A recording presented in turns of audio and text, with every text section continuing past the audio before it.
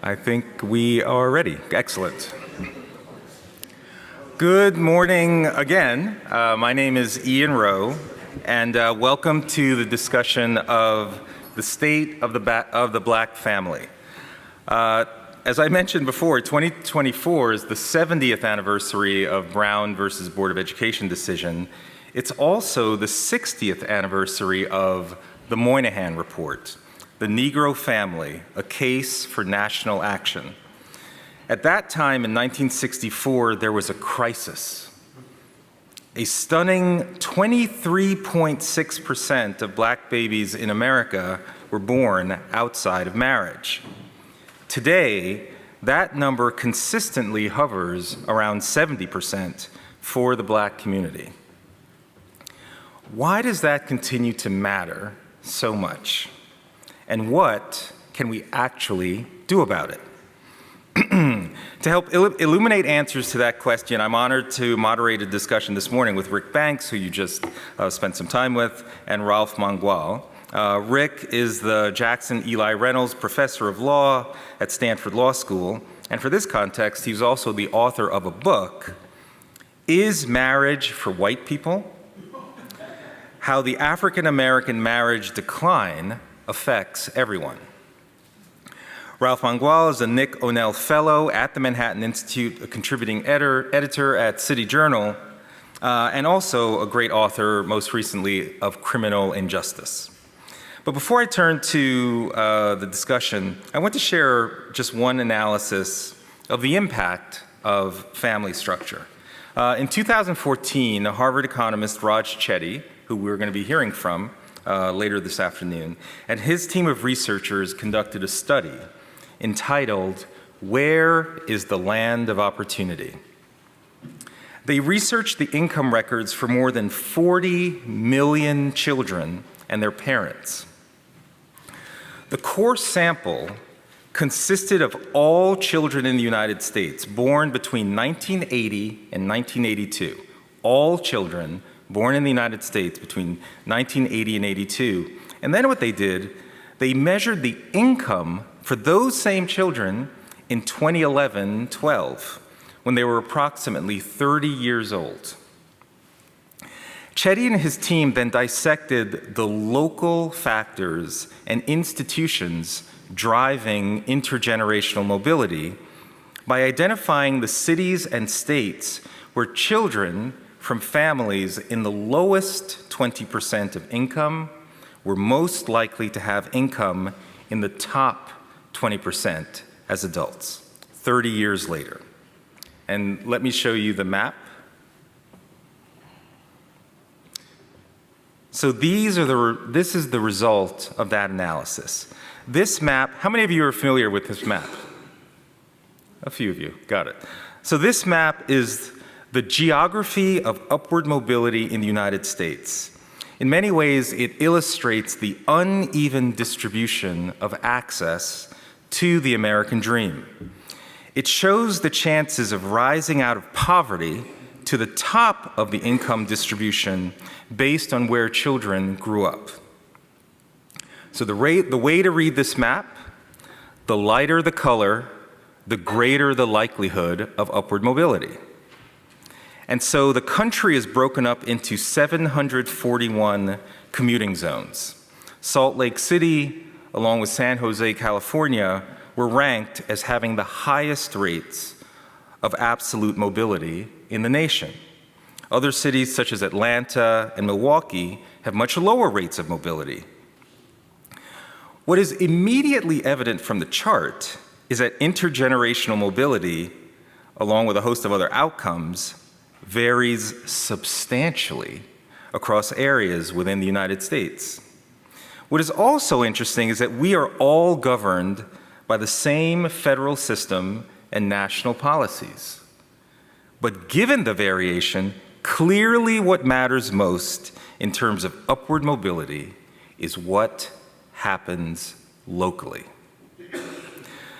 The study describes the U.S. as, quote, a collection of societies, some of which are lands of opportunity with high rates of mobility across generations, and others that experience persistent inequality, places in which few children escape poverty, end quote. So what is it that ties these lands of opportunity together? If we can understand the most prominent properties, then perhaps we can be in a better position to replicate this success in other communities. So given that, the study actually outlines 3 characteristics that most correlate with lands of opportunity. First, quote, "The strongest predictors of upward mobility are measures of family structure, such as the fraction of single parents in the area," end quote.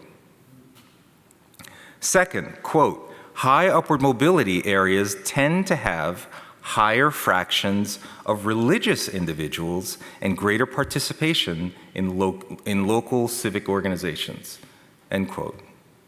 And then third, quote, "Proxies for the quality of the K-12 school system are also correlated with mobility. Areas with higher test scores, controlling for income levels, lower dropout rates, and smaller class sizes have higher rates of upward mobility," end quote. It's no coincidence that these rates, high rates of family stability, exemplified by married 2-parent households, concentrations of religious individuals and access to quality education, are strongly correlated to upward mobility at the neighborhood level. Yet family structure is either often ignored or vilified as a lever for driving change. So with that framing, Ralph, I will turn to you first, because you've most recently actually just wrote a paper on the relationship with our colleague Brad Wilcox on the relationship between family structure and criminal activity.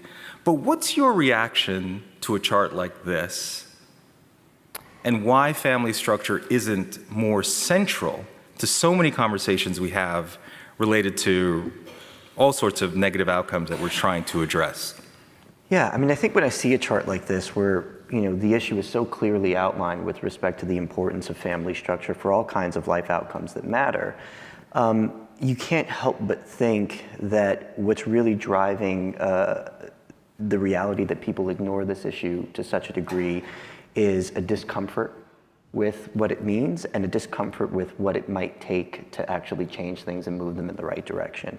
So that's my sort of initial response to the question. But it's also not at all surprising when I see this, in part because, as someone who studies the issue of crime, particularly in cities and at the neighborhood level, this is exactly what I would expect to see. And I suspect that if you overlaid this map with a map of, say, criminal violence intensity, you would see a pretty close match. And that's exactly what we found in the paper that you just referenced, which I co-authored with Brad Wilcox, Joe Price, and Seth Cannon, where we did 2 analyses. We looked both at the county level across the country and identified the counties that were sort of above, 1 standard deviation above and 1 standard deviation below the median for share of households headed by a single parent. And what we found was that total crime was 48% higher in the counties that were above, a standard deviation above the median. Violent crime was 118% higher, and homicides were 255% higher. Then we homed in on the city of Chicago and did a census tract level analysis.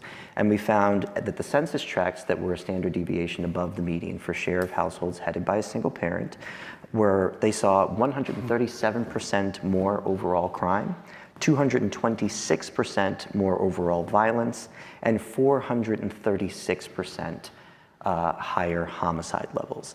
And again, that wasn't particularly surprising for us because there has been a lot of work done by people such as Robert Sampson at Harvard showing a consistent relationship between things like family structure and outcomes like crime. The question that I don't think people have given a ton of thought to in the sort of mainstream debate about these issues is why that relationship might exist.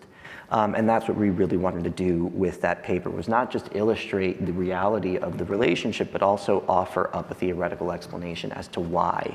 And if you look at criminal populations, one of the sort of more common themes in the American debate about crime is that the degree to which crime is driven by socioeconomic factors like poverty and unemployment and economic inequality, and I'm very influenced by the work of people like James Key Wilson and George Kelling, who convinced me very early on that those are not the real drivers, that a lot of the relationship you see between poverty and crime is the direction of causation isn't always what people think it is.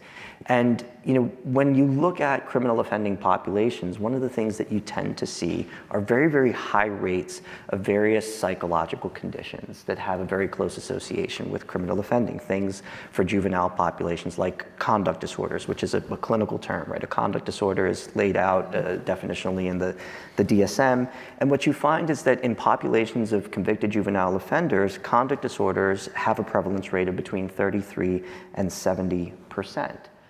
Right? And what we know about conduct disorder children is that some subset of them will have those disorders metastasize into sort of full-on personality disorders in later life, and some subset of those individuals will become life course persistent. And so when you look at adult prison populations, for example, antisocial personality disorder has a prevalence rate between 40 and 70% depending on the institution that's being surveyed. Contrast that with the general population of men in the United States, and you see it's only about 1 to 3%. Same thing for substance use disorders, right? About 58% of state prisoners in this country meet the diagnostic criteria for a substance use disorder. That is only 16% in the general population. For borderline personality disorder, it's about 12 to 30% of prisoners versus 1 to 2% of the general population. So why am I talking about these psychological conditions in a conversation about family structure? Well, I think there's a very close relationship between the development of these psychological conditions and what researchers call ACEs, adverse childhood experiences. Things like exposure to and witnessing violence, abuse, neglect, witnessing substance use among parents. These kinds of experiences in early life are particularly traumatic and are very closely associated with the development of these very early on conduct disorders, things like oppositional defiance disorder in small children, where the typical child, when reprimanded when they do something wrong, is going to be afraid, they'll cry. Some subset of children, however, will show defiance even at a very, very early age, as a young toddler. Now, most of those kids are going to be socialized out of those tendencies because most kids are going to be raised in stable households. But for kids who are living in unstable families, the likelihood of them being socialized out of that is much lower. And so when you look at the diagnostic risk factors for the development of a conduct disorder, what you will see are things like poor or lower levels of parental supervision, harsh or erratic discipline from parents, cold parenting styles, physical abuse, parental conflict, antisocial behaviors among parents, large family size, and low income. And then look at the things that we see prevalent in single parent versus intact families.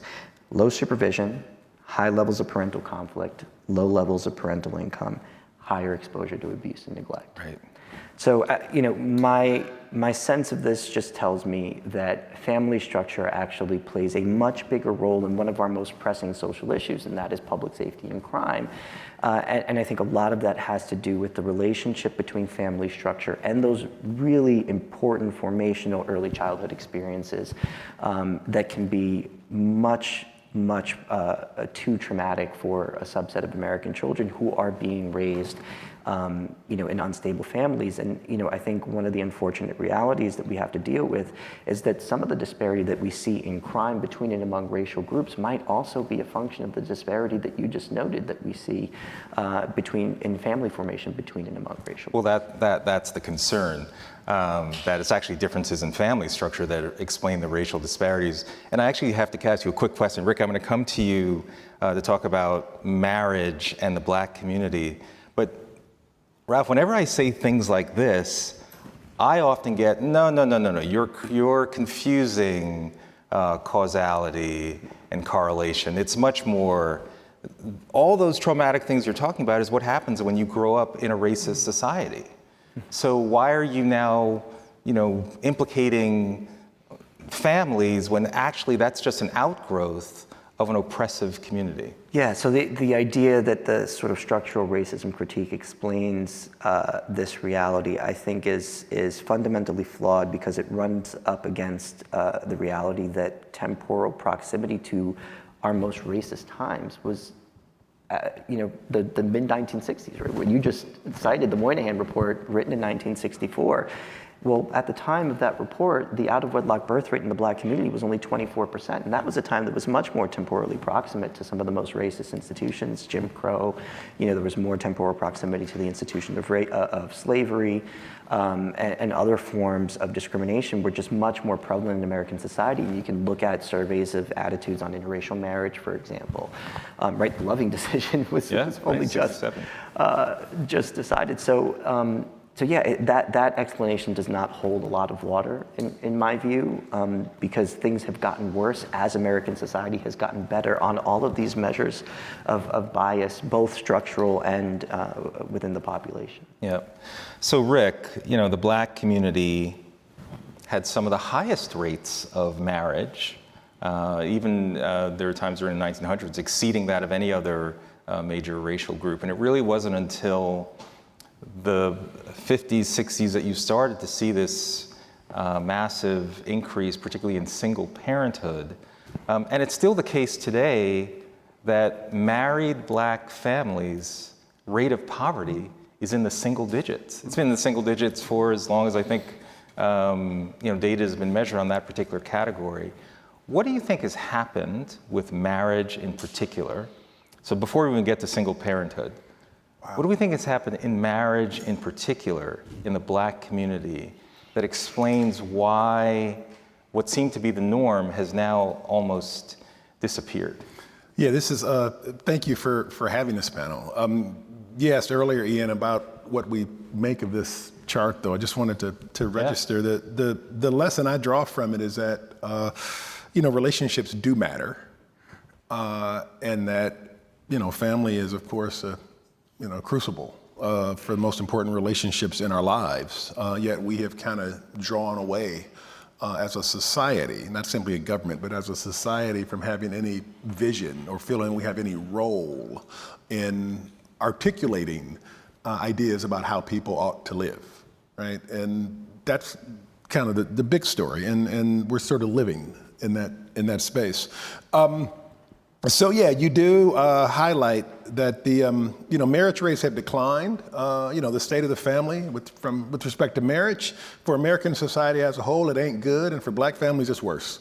The numbers that you highlighted with the Moynihan Report in the 1960s were troubling to people at that time. The numbers now, as you suggest, as you say, are in the 70s for the percentage of black children who are born to unmarried parents, but the numbers nationwide are in the 40s. Mm-hmm. So it's not, which is much greater than was the case in the 60s for African American families. So what we've seen is there has been a change, a transformation, some people would say a breakdown that is most exaggerated among African American families, but we see that generally across the board, mm-hmm. right? And so how has this happened? And a big, and again, we could have a long conversation about how has this happened. I'll just say just a little, is that there have been changes in society in terms of the law, in terms of the economics and economic inequality, and also in terms of American culture, all of which have resulted in the diminishing prevalence and stability of marriages for African Americans as well as for others, right? When I talk to students about this and, they kind of want to know, well, why did marriage decline? Sometimes I flip the question and say, well, why would anybody continue to get married at all? That's actually a more pertinent question, because all of the things that we used to do to get people married and to keep them married, we don't do those things anymore, right? And some of this story is maybe it's not the prettiest story in a sense. I mean, it was the case 50, 70 years ago that the only way you could have sex was to be married. If you had sex with someone and you weren't married, you were committing a crime. And people were prosecuted for those crimes. People were shunned for those crimes. If you had a child without being married, that child was subject to all sort of legal disabilities. The parents didn't have any rights with respect to the child. If you So if you wanted to be a respectable person in society, you were pressured, expected to be married. That was true for men who wanted to work. If a woman wanted support at a time when women weren't able to work on their own and really earn a living, they would have to marry a man to get that support. So we had all these things that forced people into marriage, or pushed people into marriage, nudged people into marriage, kept them married. And are these bad things? And well, I don't know. Is it a good thing or a bad thing if the only way in which you can have a sexual relationship is to be married to the person? Everybody can answer that on their own. Is that a positive or a negative? Well, actually, in those instances, if you did have sex with someone that you were not married to and you got pregnant, then you got married. Exactly. So you clean that up. Yes, yes, that's what happened. But so one way to put it, so really what's happened is that marriage has a different cultural status now. Because we removed all these things that push people into marriage, we've transformed it from a necessity. It's no longer necessary for people to do. They don't see it as necessary. We made it more of a luxury. And like all luxuries, marriage is more the province of the educated, the affluent, people who are stable, people who are comfortable, people like the people in this room, frankly, right? You can all have access to marriage. When you look at poor people, black and otherwise, but especially African Americans, it's easy to feel that, wow, it would be great if they could get married, they'd be more likely of moving out of poverty, right? If they could work together, they'd be more likely to move out of poverty, they'd have a more stable environment for their family, and that's all true. But the catch-22 is that if I'm a young woman, say, I don't want to marry some guy who's not stable and who is in poverty, that's not the guy I want. And so the incentive marriage is something where we expect stability to come as a result of it, but the reality is that the stability often precedes the marriage. And so the people who are least likely to get married are the people who are the least economically stable. And you could think of it in the sense of like they're the people who most need marriage, and there's some truth to that. But the economic stability that they would gain is also something that undermines their chances of entering a marriage, and it makes it less likely that they will have a successful marriage, frankly. Since we're going to speak freely since we're talking about family. Maybe you should speak freely on many any years topic. Many years ago, I was dating a woman who's from Texas. This reminds me of this story. And I was meeting with her parents, who will remain nameless because some people here might know them, but I had a very confidential conversation with the dad. And he told me, if you want to be with my daughter, let me give you some advice. There are two things that you will argue most about. In this order: money and sex. He said, the sex you'll probably work out, but the money, that can break up a relationship. And that's what he was concerned about. And I didn't realize it at the time because I was 20-some years old, but he was actually correct, which is just to say, as my parents used to say years ago, you don't have romance without finance. And you don't have the marriage without the finance either, right? So the economic stability that we want people to get from marriage, the lack of that stability is actually blocking people from marriage. And that's the real conundrum that we have in society is how do we get over that? Right. Could I ask a question here? No, jump on in. I mean, is that in tension, though, with the reality that, say, in 1940, a black man over 25 was more likely to be married than a white man over 25? Yep. Yet the socioeconomic disparities along racial lines were much greater then than they are today. Yep. So it has to be something other than just... That's a great point. Yeah, no, that's a wonderful point, and it is correct, right? The divergence in marriage rates did not occur until we begin to see it, midway through the 60s into the 70s and 80s. That's when the divergence in marriage rates occurred. And what also happened then, which is a big part of the story, is that the relative economic positions of black men and women changed, right? So in 1950, women, and I'll again go back to, my parents, they died long ago, but I remember as a child, a scene that I didn't realize the significance of it later. And it was basically a situation where it became clear that my mother until when she married my father, she was not able to have a credit card in her own name.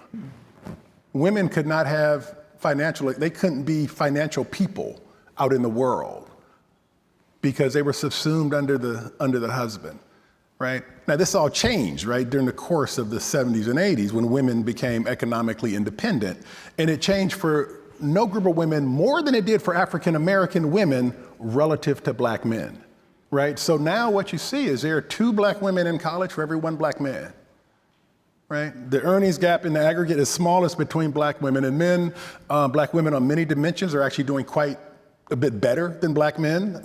Black men have very high incarceration rates, which is coming down now, but very high incarceration rates, and that has job market effects and all of that. So that fact alone explains partly the decline in marriage, because as the man's income declines, he becomes less attractive as a marriage partner. And the woman says, in essence, well, I can do bad on my own. I don't need you. So those marriages don't form. And when those marriages do form sometimes, they can be conflicted. Because the reality is that we still do live in a society where people expect the man to be an economic contributor. And if you have a situation where the man is not able to contribute in the way that people expect him to, including his spouse, that's a recipe for trouble, which is then expressed in much higher divorce rates, frankly, among African Americans than among other groups, right? And so that's another source of the problem. What always seems to just make this conversation so challenging, so even the Moynihan report, when it came out, very powerful, but it got a huge amount of pushback. Even the term that we often hear, blame the victim, actually originated in response to the Moynihan report. And so, Ralph, I'm curious, how do we talk about these issues? 'Cause again, I want to distinguish between the shift in culture around marriage versus the shift around single parenthood. Because I think those are two distinct things. But how do we have this conversation without this sense of you are blaming the victim, you're somehow placing the responsibility on the very people who are the victims of some much larger societal structure? Well, I think it's to lean into the idea that they're not actually victims, that they have agency, to take a word I like your that word. vocabulary. I think there's a good book of that title. Yeah, I think so. That's probably how it came. I figured I'd get a plug in somehow. But no, I really do. I think there was a shift in how society thought about particularly Black Americans in sort of the mid-1960s moving forward, that made it taboo to talk about things that could be, characterized as pathologies. And that discomfort, I think, allowed some of these problems to become exacerbated in the absence of social pressure. I think that's that's just a reality that we're dealing with the consequences of now. Yeah, I think the social pressure that you were talking about, Rick, those are good things. They're not bad things. Let me just add, part of the story here too, I can't help but think about the role, or the declining role, I guess, of religious communities. And walking around, I think there's an image of Martin Luther King on the wall in the stairwell here, which reminded me that Martin Luther King spoke a lot about the family. That wasn't an issue he just touched on once or twice. In his writing, he gives a lot of ink, and in his sermons, he gives a lot of time to the importance of the family and the family as the bedrock of the Black community. And that sort of voice, I don't know, do we have that out there? Well, I'm trying. The family is, no, seriously, it is strong families are the gateway through which we have stronger outcomes in faith, stronger educational outcomes. The one thing that is interesting, that obviously we're here focused on the Black community, but Rick, you said it, these shifts in the attitudes around family are now what I call an equal opportunity tsunami. It's not just Black families, but the rate of non-marital births in the white community now exceeds the crisis levels in what was in the Moynihan report. The deaths of despair, I think it's 30% of white families are now, babies born outside of marriage, and you said 40% has been the non-marital birth rate in our country for about 15 consecutive years. 15 consecutive years. But does the increase in family instability in the white community create kind of a perverse opportunity for us to finally recognize that this is truly a universal issue? That it's not just a pathology with just these black folk? Does that create any opportunity to speak differently, address this issue in any, for both of you? I hope so. I really do hope so. My fear is that part of the reason that we're seeing this is just a function of a broader rejection of mainstream societal ideals. You know, with the rise of sort of radical progressivism, there is this sense that these old, tried and true institutions, that there's a kind of shame in going that route. That, you know, well, you leaned on a crutch. You know, it'd be much more interesting if you lived some alternative lifestyle. And we see this manifesting itself in all different strata of society. I mean, you know, the rise in sort of different gender identities, and the sort of music and movies, and have become much more raunchy. And yep. So I think part of what we're seeing is just this kind of more broadly adopted attitude that we have to try and find some new way of doing things in order to be interesting. Rather than sort of leaning on the old ways of doing things. Yeah. And I think that's going to lead to a situation in which you're going to have increasingly two different Americas. Yeah, I agree with Ian. I think it's essential to keep in mind that these issues are really, they're not black issues, they're not white issues, they're human issues, they're American society issues, and everyone is kind of more or less in the same predicament. So I think that that's always important to keep in mind, that these are issues that are important for society and important for the next generation. They're important even for the health of adults.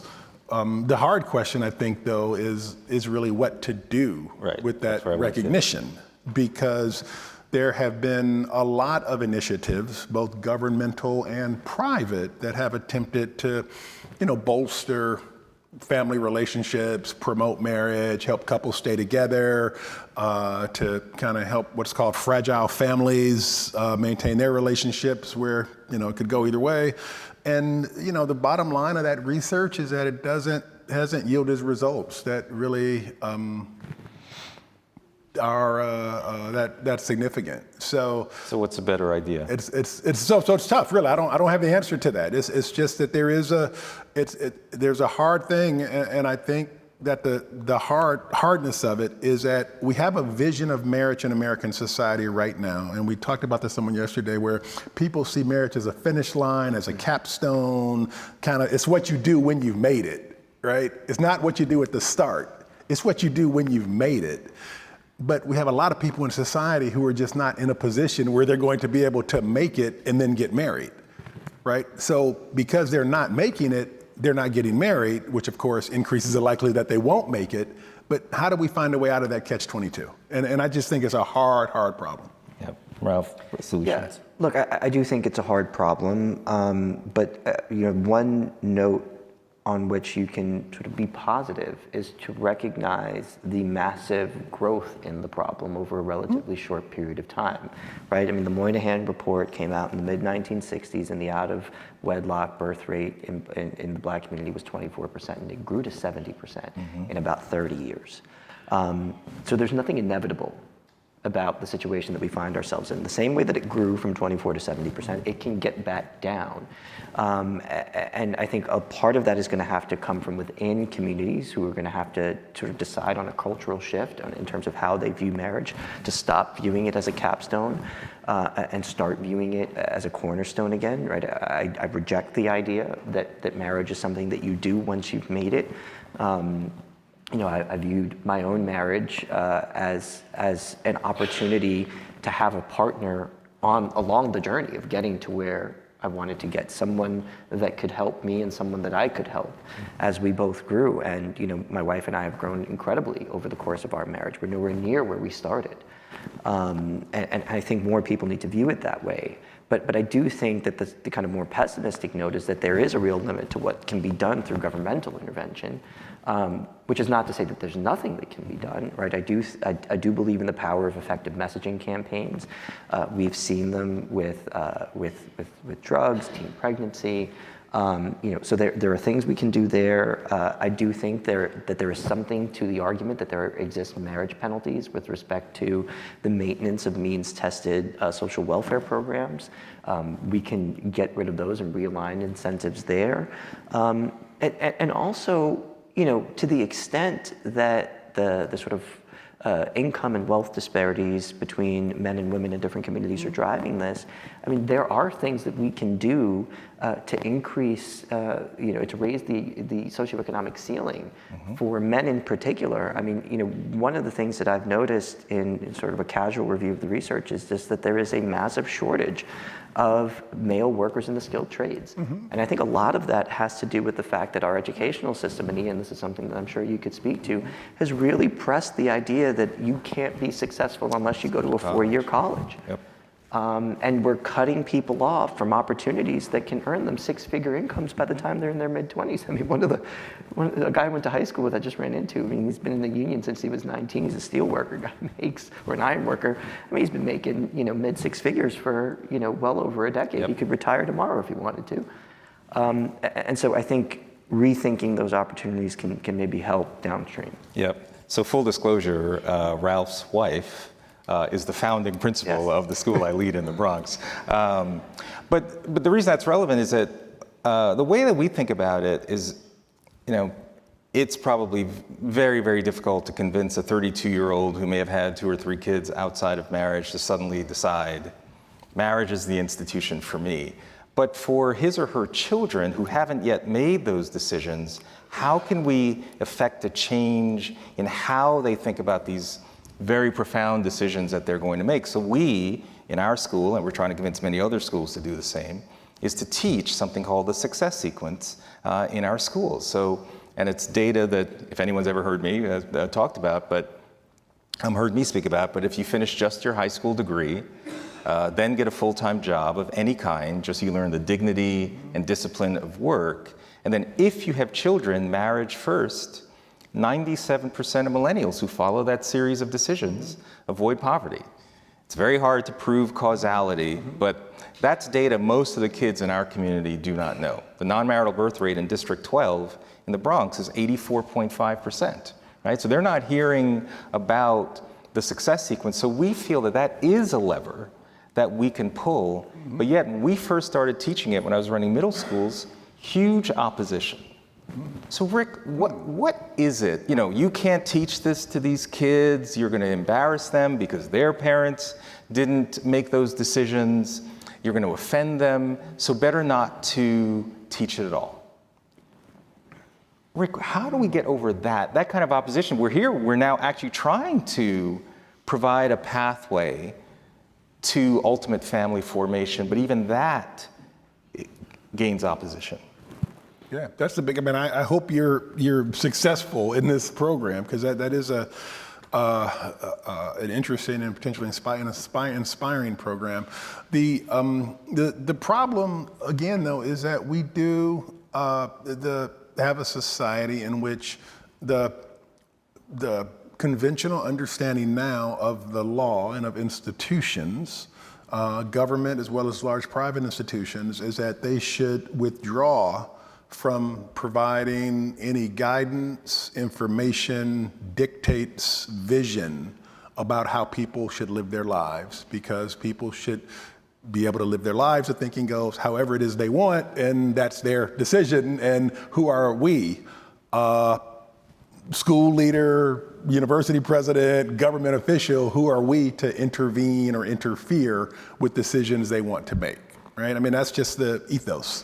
Right, that's what Catherine was talking about. We're the grown-ups. And that is it, and that's the challenge. I will say that that's the challenge, and I think we do need some courageous leaders, and I say courageous because it is very much swimming against the tide. We need courageous leaders in many different institutions who will have a clear sense of what they're committed to, what their values are, the values they want to put out into the world, and then we'll put energy behind that. But that's a hard thing to do because it's swimming against the tide.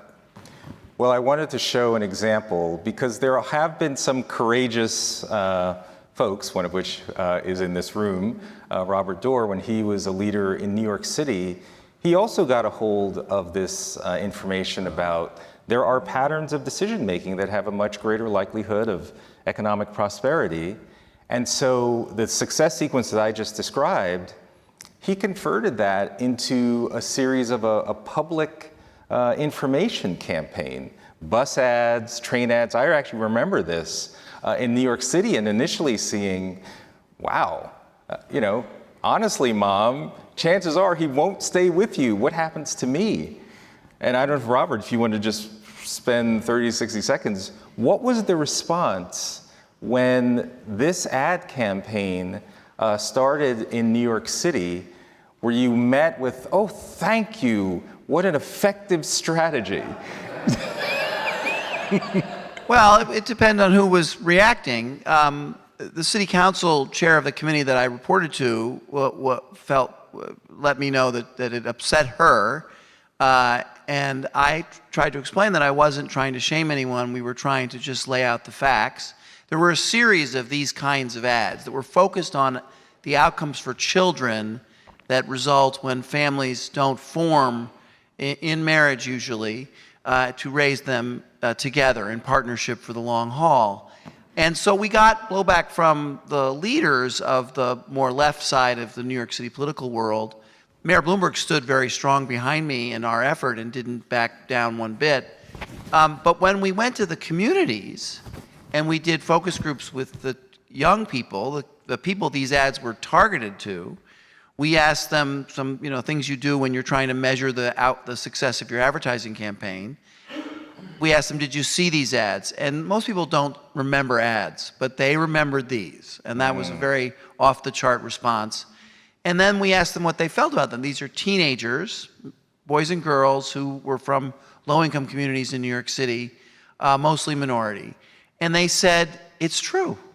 We know that. We know that children do better in households with two active and involved parents there for the long haul, and that usually happens in marriage.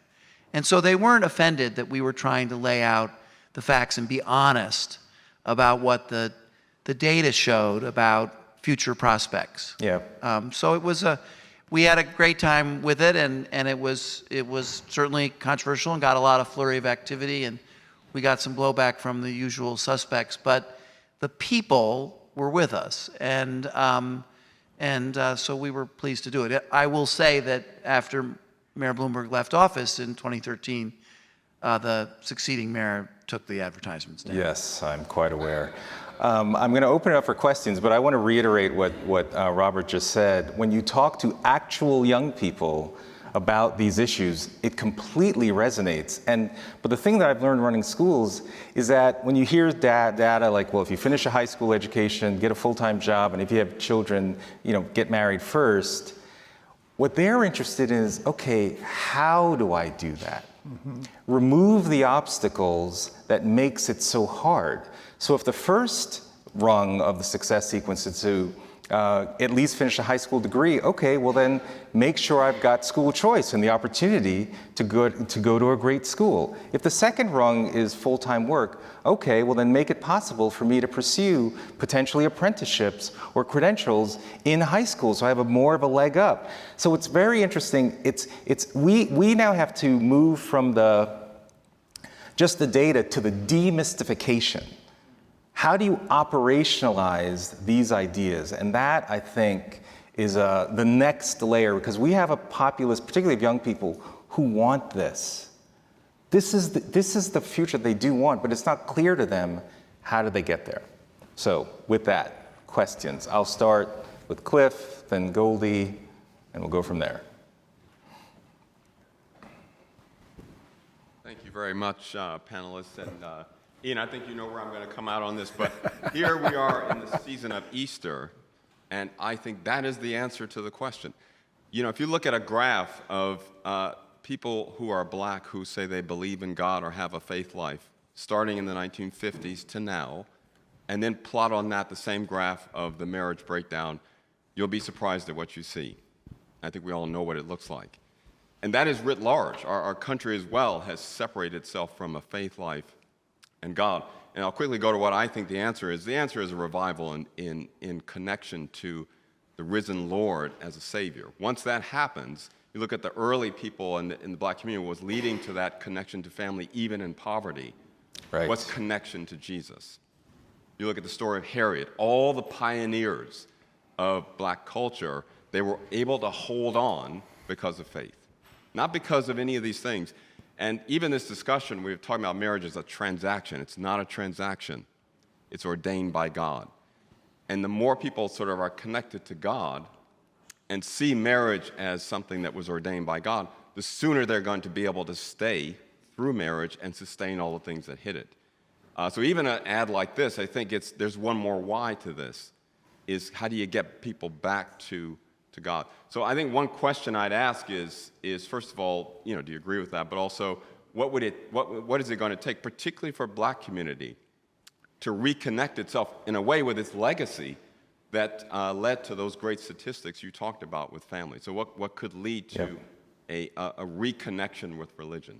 Yep. A couple of quick things, and then I want Ralph. One is I'm actually leaving the conference this evening. I won't be here tomorrow because I'm heading to Harvard for a conference focused on how to revitalize the role of the faith community in K-12, because I'm deeply searching for an answer to that question. Second, we're going to have Raj Chetty interviewed by Robert Dorr, and I would encourage you, when you're listening to his presentation, to listen for how often is he talking about faith and family structure as it relates to the whole idea of addressing many of the issues that we're speaking about, because I am often yearning for him to speak about those things more.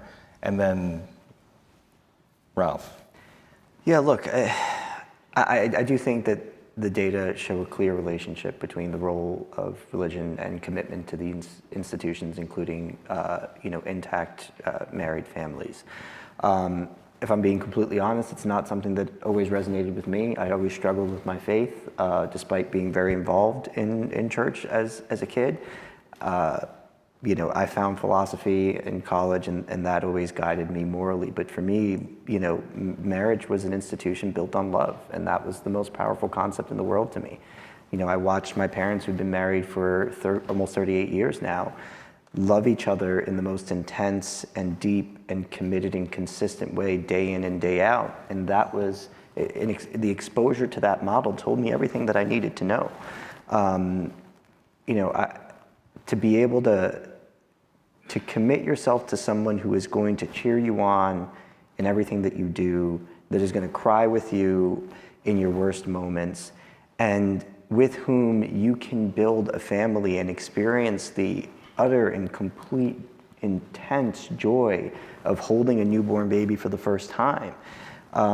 Those are the things that drove me to that institution. That was what I dreamt about when I was a kid. That's what I always wanted. And so, maybe I'm different or lucky, I suspect a bit of both, but I do think, and I've always envied people of deep faith, that there's a real role for that.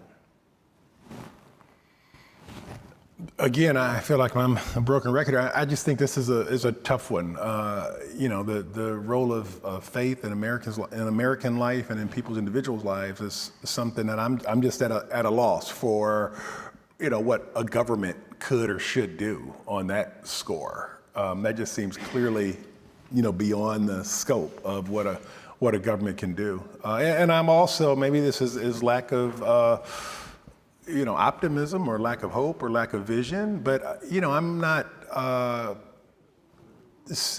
don't know how much how likely I think it is that we can, recreate the cultural script. All the changes that have happened over the last half century, they've been driven by big changes in economics and technology, and the culture is kind of an output of all of that. So all of the cultural changes that have brought us here, I can't. I cannot honestly express a lot of hope or optimism about us, unwinding that process. I mean, the only thing I'd say there is the cultural script still actually is pretty strong for middle and upper class communities of all races. So it's not lost. It's just that in particularly low-income communities that the script has shifted, which gives me hope that it can be recaptured. Goldie. All right. A couple things. One, the success sequence. I use it in my college courses, and I'm amazed that college students don't even get exposed to it. These are people going to be working with young people. I think that's a great way to deal with this issue. I was surprised in the Republican debates. I only saw one politician mention this issue. That was Tim Scott. That if we're going to make it a political issue, the leaders of a party should be talking about it a little more than what they are. And my third is the question that I want to see if you guys could address: pop culture. I grew up on The Cosby Show. I grew up on Family Ties. I grew up on Family Matters. Getting married and having a family was kind of the cool thing to do when I was a teenager, and what all friends of mine thought that we would do when we became adults. That's not there right now, and that seems to have a bigger impact on young minds that in a lot of schools aren't even getting exposed to things like the success sequence. So how do we combat that issue? Yeah, I mean, again, I think our ability to combat it through public policy is always going to be limited. But I do think it helps to try and understand why this is happening and come up with a coherent explanation for the cultural phenomenon that we're witnessing. And just to go back to what I said earlier, I do think that it's a function of the growing popularity of this idea that we ought to reject the mainstream, that living alternatively somehow makes you more worthy of praise, that it's more genuine, that it's more respectable, that it's, you're more likely to have a movie script written about you if you, bucked every trend rather than if you checked every box. And I think that really is at the core of what's deeply wrong. Yeah. In a former life, I worked at MTV, and we were looking at the teen pregnancy rates, like what could MTV do about this issue?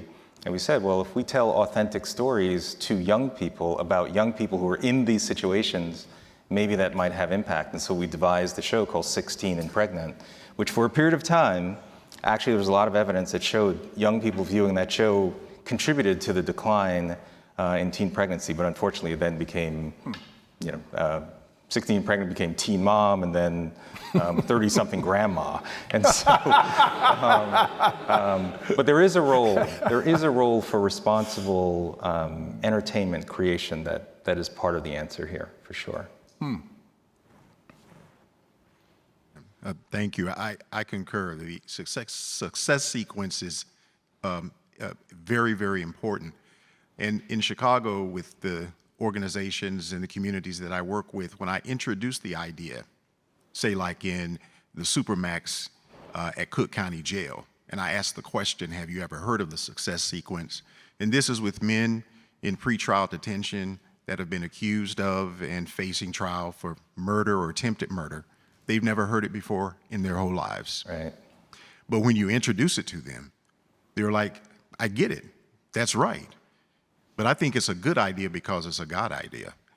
And once you get that, I'm dealing with people who have not ever seen success in that way. And so success for them is survival. So how do you begin to take the success sequence for most people that have lived lives that are nonlinear and divergent, and they're living lives where those sequences are stacked one upon the other, and they're trying to get out? Yep. What's the best strategy? Oh, besides this, one of the things that Harvard should do is get back to its original roots, which was to produce preachers. Yeah. How do we get back to, or how do we take this and turn it into one of those levers that is a consistent way and opportunity out of poverty, out of violence? Yeah, I mean, I'll let Rick and Ralph answer as well. So our colleague, Angela Rashidi, just did an incredible set of research about single mothers, so young women who have already had at least one child, who now get exposed to programs that are teaching the success sequence, dramatically lower rates of multiple partner fertility, so the dramatically higher rates of getting work, and then ultimately, for the most part, getting into positive relationships. So the underlying message is it's never too late. So even for those Supermax guys, you always have to have a belief in redemption. This is back to the faith point. There always has to be a belief that my life can become better. So for us, that's the underlying message. It's never too late to gain control of your life. I think for me, part of it is just exposure. It's, Ian, you mentioned the word demystifying. For a lot of people, I think the sort of conventional life of meeting someone and getting married and having kids and owning a home, that seems so far away if you are living in a neighborhood like Englewood on the south side of Chicago, or Austin on the west side, or Humboldt Park, where my wife is originally from. But what I think is a sort of common denominator across people who I know have made it out of those situations and onto the more conventional track is that they were exposed to people who were following the success sequence very early on in life. And if I think about my own life, one of the most formative experiences I ever had growing up as a kid, first generation American with Dominican mom in Brooklyn and a Puerto Rican dad, was working at my grandfather's tailor shop in Soho, where I would work on the weekends starting at age 13, 14, and I would get to see his clients. And they were, Harvard and Yale and Stanford educated Wall Street guys. And you'd see them in all their glory hungover on a Sunday morning, and they weren't so scary. The exposure, to be able to have a casual conversation with someone who, at the age of 15 was wearing a Harvard t-shirt, I knew that, okay, well, I can hold a conversation with someone with an Ivy League degree. If you would have asked me, without having those experiences, it would have seemed like I needed to learn a different language in order to do that. And so I think, that one of the things that I see too much of, particularly in low-income minority neighborhoods, is this tendency to sort of cordon yourself off from the rest of society, where your entire world is like an 8-block radius. I volunteered at a school on the south side of Chicago in Englewood when I was in law school. It was called the Mandala. It was a charter school. And, we would talk to students and they would say, well, where do you live? And I'd say, well, I live in Lakeview. And they're like, oh, that's the north side. You must be rich. It's like, no, we're broke. We're living off my wife's teaching salary and, what little student loans I took. And, but the idea was that this was foreign to them, even though they could get on the red line and take a ride into, and half of the kids I talked to had never been to the Bean. They'd never been to the Art Institute. We have to push kids to get out of their bubbles and into communities where the success sequence is the way of life. I think one way you do that is through true educational choice and freedom. If you start making kids, take a 20-minute train commute to go to school, it'll be inconvenient, but it'll get them in a place where they're going to be surrounded by people who are living in a way that currently seems foreign to them. And that, I think, will sort of close the sort of the gap that they see as being much larger than it actually is. Thank you. With that, point. please. I thought we had a few more questions. That's great way to close. Yes, I would have just seconded that.